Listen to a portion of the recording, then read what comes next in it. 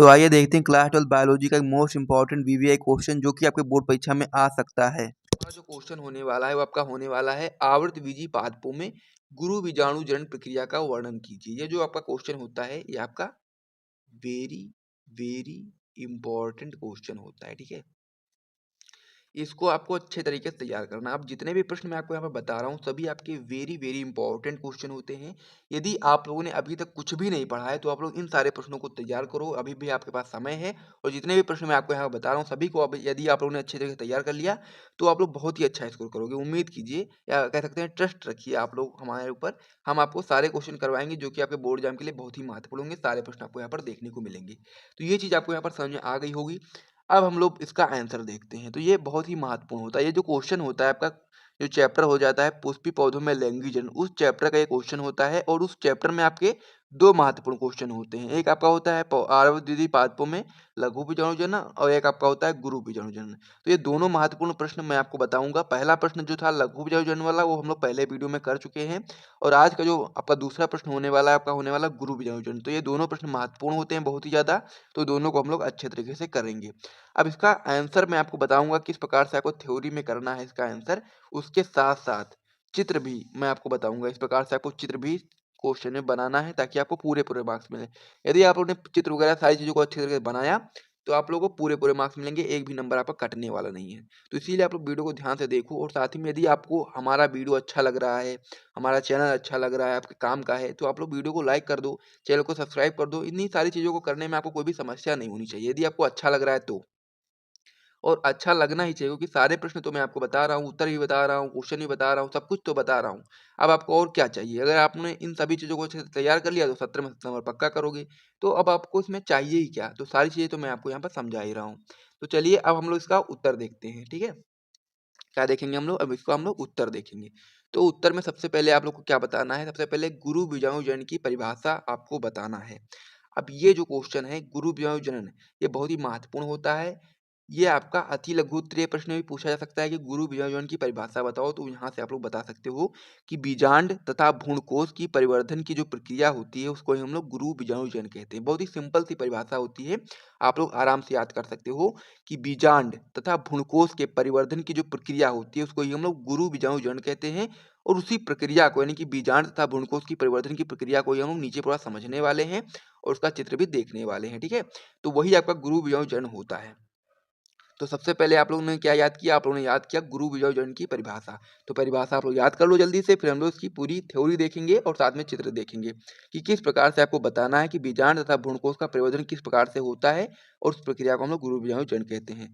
तो सबसे पहले मैं आपको क्या करता हूँ, यहाँ पर चित्र दिखा देता हूँ, चित्र आपको समझा देता हूँ। जब आप लोग चित्र समझ जाओगे तो थ्योरी आप लोग अपने अपने आप से ही लिख सकते हो, कोई दिक्कत वाली बात नहीं है। मेन चीज़ होती है चित्र। चित्र यदि आप लोगों ने समझ लिया तो फिर आपको थ्योरी में कोई भी समस्या नहीं आने वाली है। यदि आप भूल भी जाते हो थ्योरी तो आप लोग को चित्र याद होगा तो आप लोग वहाँ चित्र से चित्र भी बना दोगे और साथ में थ्योरी भी लिख दोगे। तो मैं आपको सबसे पहले चित्र समझा देता हूँ। यहाँ पर आप लोग ध्यान देना, क्या है ये आपका बीजांड है, ठीक है। यहाँ बीच में क्या है आपका बीजांड काय है। अब बीजांड काय में बहुत सारी कोशिकाएं उपस्थित हैं जैसा कि आप लोग यहाँ पर देख पा रहे हो, मैंने बना दिया है। अब इन कोशिकाओं को हम लोग क्या बोलते हैं? इन कोशिकाओं को हम लोग बोलते हैं मृदुतक कोशिकाएं। अब इन्हीं कोशिकाओं में से एक कोशिका आपकी बड़ी हो जाती है। अब बड़ी हो जाने के बाद इसका जो केंद्रक होता है यानी कि जो ये आप लोग देख पा रहे होंगे इस कलर से मैंने इसको बना दिया है, ये कोशिका है आपकी। इसका केंद्रक जो होता है वो बड़ा हो जाता है, उसका कोशिका द्रव्य जो होता है वो गाढ़ा हो जाता है। इस कोशिका को हम लोग प्रपशु कोशिका बोलते हैं। फिर प्रपशु कोशिका में समसूत्री विभाजन होता है जिससे दो कोशिकाएं बनती हैं। एक कोशिका आपकी होती है प्राथमिक भित्तीय कोशिका और दूसरी कोशिका आपकी बनती है बीजाणु जन कोशिका। बीजाणु जन कोशिका में बिना किसी विभाजन के ही वो आपका गुरु बीजाणु मात्र कोशिका की तरह कार्य करने लगती है, यानी कि दो कोशिकाएं यहाँ से बन जाती हैं। फिर आपका आगे क्या होता है, जो आपका गुरु बीजाणु मात्र कोशिका होती है जो कि आपकी टूयन होती है, इसमें क्या होगा, इसमें आपका अर्धसूत्री विभाजन होगा जिसके फलस्वरूप आपके यहाँ पर 4 अगुरित गुरु बीजाणु का निर्माण होगा। अब 4 में से क्या होगा, जो 3 कोशिकाएं होंगी यानी कि जो 3 अगुणित कोशिकाएं होंगी वो आपके तुरंत ही नष्ट हो जाएंगी और उसमें से केवल एक कोशिका जो होगी वही आपका क्रियाशील गुरु बीजाणु के रूप में कार्य करेगा, ठीक है।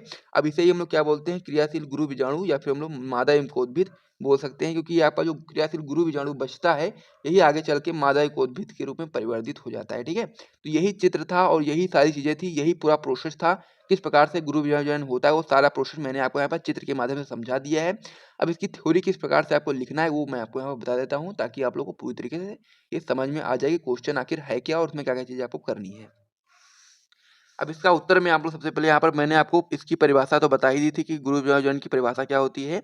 अब इसका उत्तर आप लोग इस प्रकार से बताओगे कि बीजांड काय में उपस्थित मृदुतक कोशिकाओं में से एक अर्ध स्तरीय कोशिका आकार में बड़ी हो जाती है तथा इसका कोशिका द्रव्य गाढ़ा तथा केंद्रक बड़ा हो जाता है। जैसे कि मैंने आपको यहाँ बताया था कि जो आपका बीजांड काय होता है, इसमें से एक कोशिका बड़ी हो जाती है, जैसे कि आप लोग यहाँ पर देख पा रहे होंगे, और इसका कोशिका द्रव्य गाढ़ा और केंद्रक इसका बड़ा हो जाता है। इसको हम लोग क्या बोलते हैं? प्रपोष्टि कोशिका बोलते हैं। आगे इसमें आप लोग बताओगे कि प्रपोष्टि कोशिका में समसूत्री विभाजन होता है, जिससे बाहर की तरफ एक प्राथमिक भित्तीय कोशिका और का निर्माण होता है तथा भीतर की तरफ बीजाणुजन कोशिका का निर्माण होता है। जैसा कि आप लोग यहाँ पर देख पा रहे होंगे, जो प्रपोष्टि कोशिका है उसमें क्या होता है, उसमें आपका समसूत्री विभाजन होता है, जिसमें से दो कोशिकाएं बनती हैं।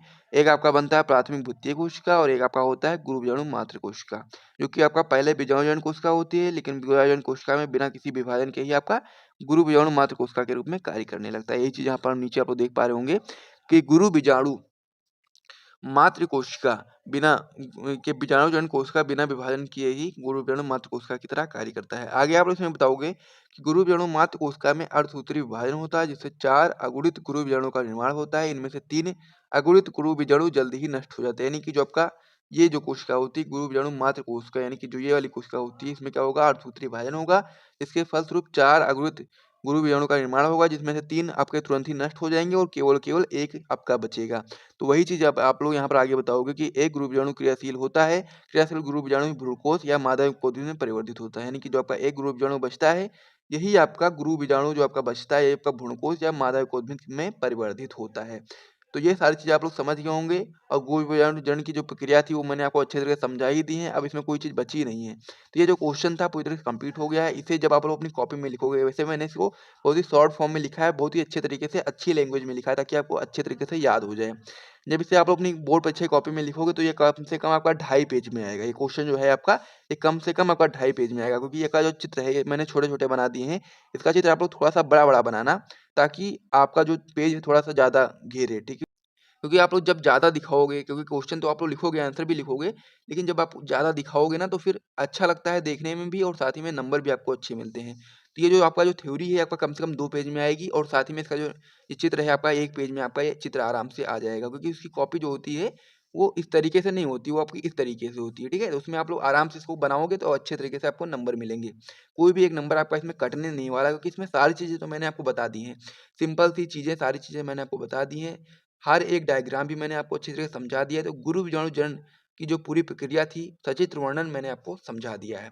तो यहाँ तक यदि आपको वीडियो पसंद आया तो वीडियो को लाइक करिए, चैनल को सब्सक्राइब करिए। फिर हम लोग नेक्स्ट वीडियो में मिलेंगे और भी महत्वपूर्ण प्रश्नों के साथ में।